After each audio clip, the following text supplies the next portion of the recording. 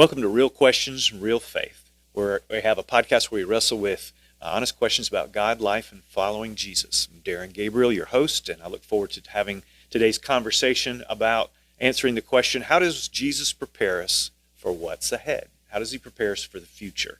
And we're going to base this on John 13, verses 18 through 38, but we're not going to do a comprehensive look at the passage this week.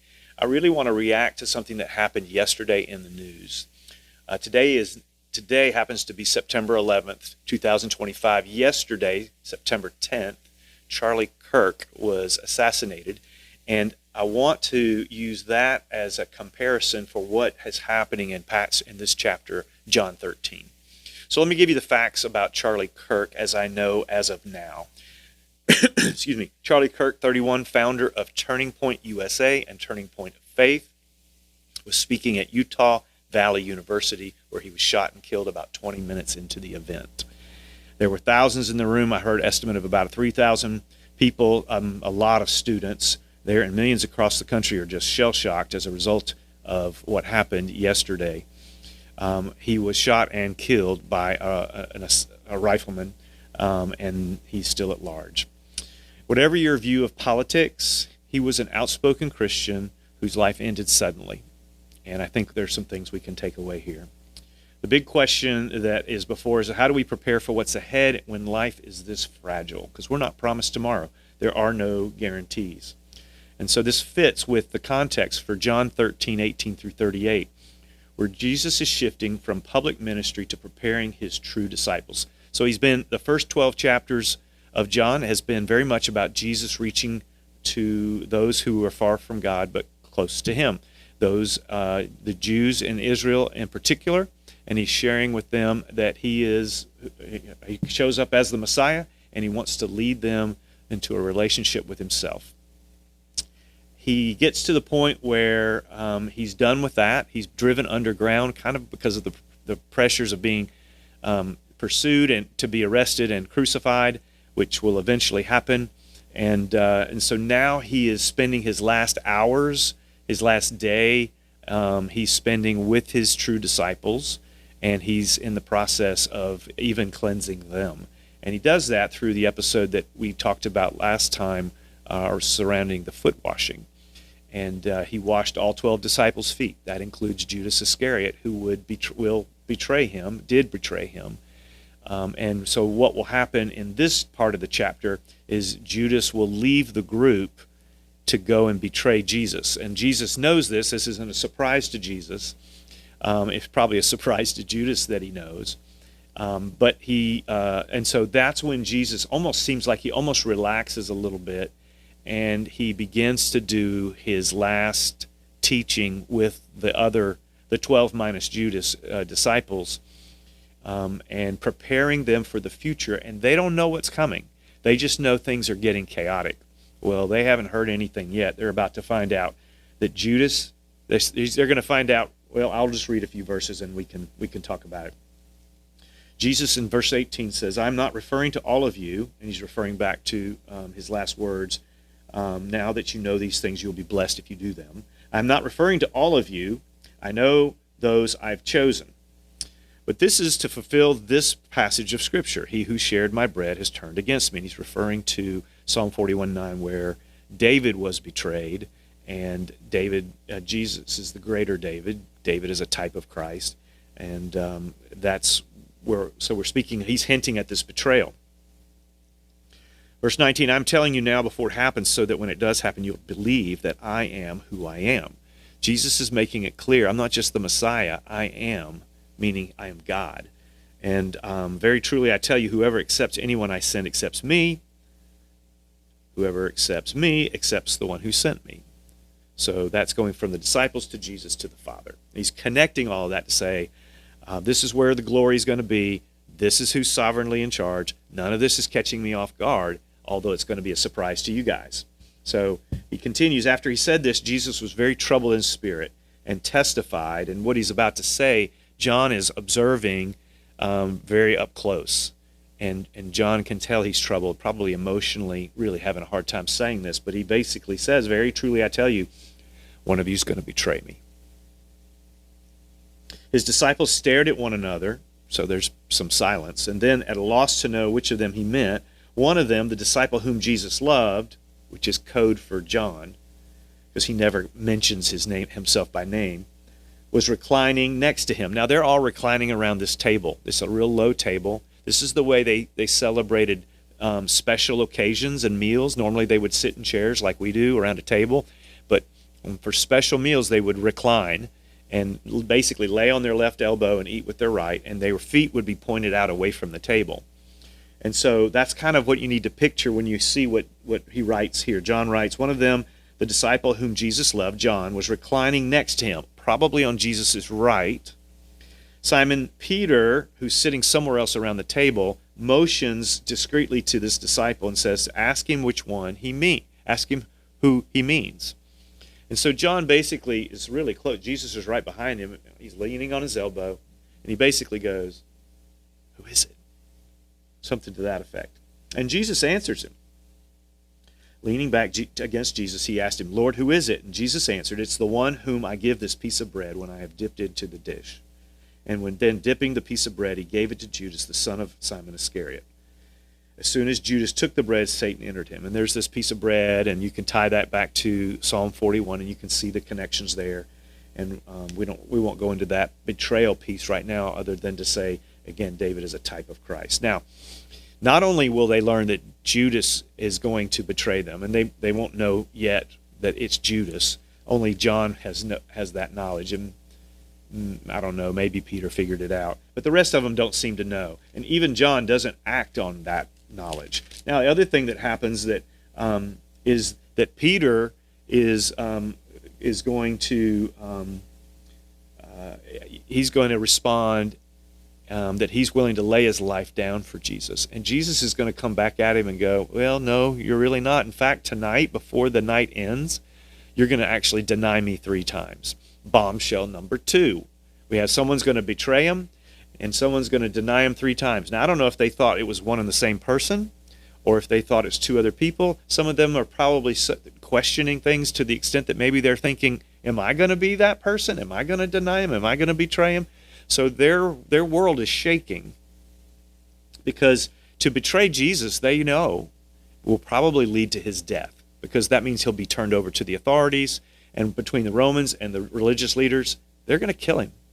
And so they are really upset about what is transpiring. Now, in between those 2 bombshells, Jesus is going to calmly tell them, I have a new command for you. And this new command is to love one another as I have loved you.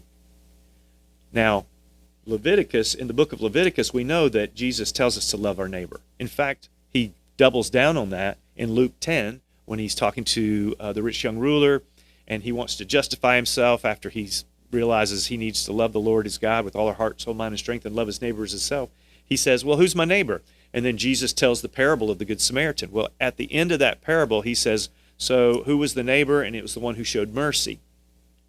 So, yes, we're to love our neighbors, and our neighbors are not limited to our family. They're not limited to our good friends. It's not limited to people who are like us, and that was the point Jesus was making there.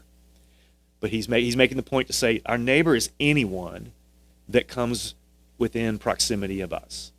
Now, he's going to add another layer of object here for who we're to love.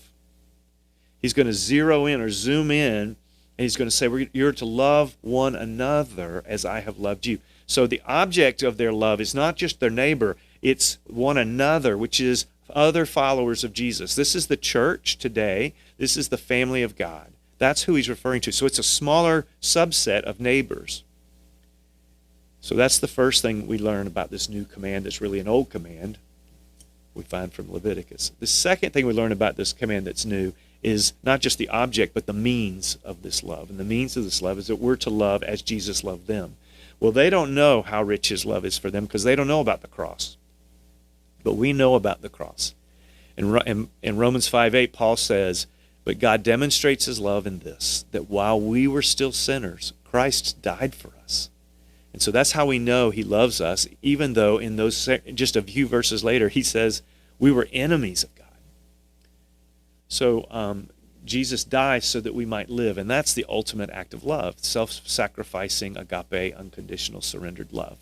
And that's what he does. So now what I want you to see here, going back to Charlie Kirk, Charlie Kirk is unexpectedly killed. And he has this organization that he's leading to try to, lead America in a direction that he believes that America should go. Okay? Well, regardless of how you feel about that, he has followers. And those followers have been taught, probably through his speaking and his writing, as well as meetings he's had and probably interviews he's done. They've already been given some sense of, this is where we're heading and this is why we're doing what we're doing. Well, Jesus has been doing that with the disciples also. But the difference is, while Charlie didn't know he was going to die today, he did probably have some idea that he could have died because he's had death threats. So he is probably, I'm guessing, I don't know this, there's a good chance he has talked about and had conversations about, well, where is this going if I'm out of the picture? Well, Jesus knows he's going to be out of the picture. And so he equips his disciples. And this is why the question we're asking is, how does Jesus prepare us for what's ahead? He does it by telling us what's coming and preparing us to live the life he's calling us to live, which is to follow in his words, ways, and works, even though he won't be around physically to show us how. But he has shown us how, through the word, through his teachings, and through the examples of him, his disciples, and those subsequent generations of followers, all the way to us 2,000 years later. So I would imagine, I don't know this, but that Charlie Kirk has prepared his team to continue on without him. In the days ahead, we'll find out. Once they get past the grieving and the shock, we'll see what they do.